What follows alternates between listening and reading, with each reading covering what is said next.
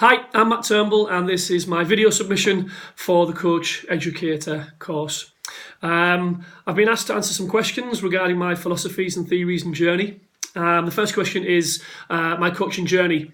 Well, in a nutshell, my coaching journey really is about being inspired throughout my whole life by great coaches. As a young athlete in football, rugby and athletics, being led by some wonderful people who moulded me as a youngster.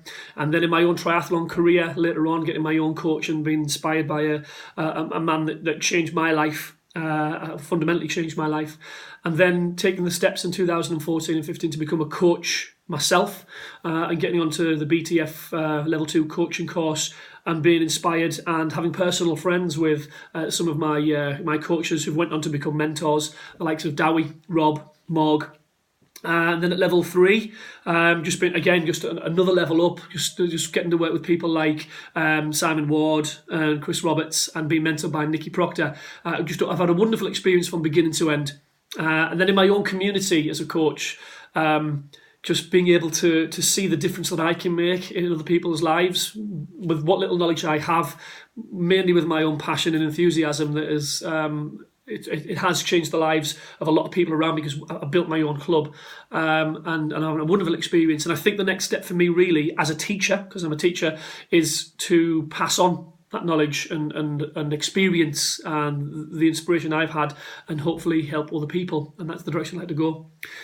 The next question is about my coaching philosophy and its relevance to coach education. Well, I've got it wrapped down really small because I could go for a long time about this, but essentially my coaching philosophy is very much grounded in my background as a teacher. And when I explain this to you, you'll see the overtones. So it kind of doesn't need explanation, but I will explain a couple of points. So I've got it down to 5 very simple points. I've got what I call my acronyms, which is AA, which is Access for All, AP, which is Achieving Potential, RB, which is removing barriers, BB, which is building belief, and FF, which is focused yet fun. And because I'm a teacher, I think you can see as I go through them how they have very intrinsic links with education anyway.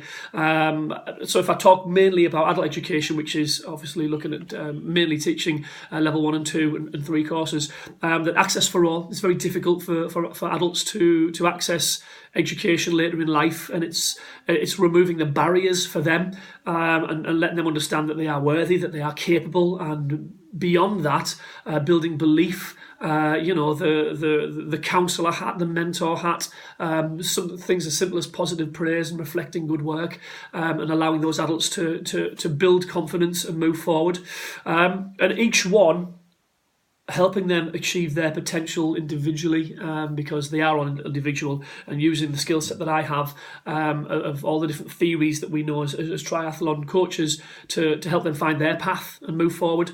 And I think the most important one, which I will come back to again, is fun yet focused, and it is wrapping up education in a way that is fun, almost to the point where they don't realise they're being educated. That our job as educators is to make sure the education is there to be on point and have objective and outcome. But it really is the skill I find as a teacher is to hold the attention, and that's the next question. Hold the attention. How would I hold the attention of adult learners? Well, again, my background is in the arts, and I've been teaching for 17 years and led on teaching and learning and behaviour for learning. So that's one of my strengths. I feel, making the environment interactive and having high energy and being enthusiastic from the front and mirroring good positive behaviours. Make sure that the challenge is suitable, that it is something that will challenge and push them, but to a point where they feel motivated. And then knowing the line of being able to draw back so that they don't lose motivation and find they work hard and become despondent.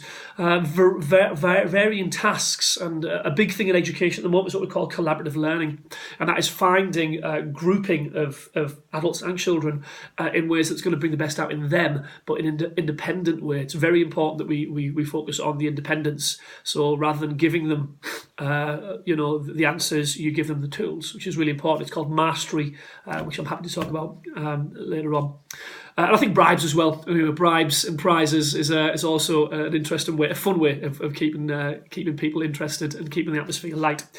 I think the last thing I want to talk about is what I feel makes me unique, and it is my background in the arts as a long-time arts teacher, but also a professional actor and musician. And it's having that confidence to improvise, having that ability and skill to measure a situation, and having an abundance of different skills and teaching tools and learning styles that I can map onto a situation, and find what was best for that cohort, and keeping it very fun and light and relaxed. And I think that's what I bring to the table.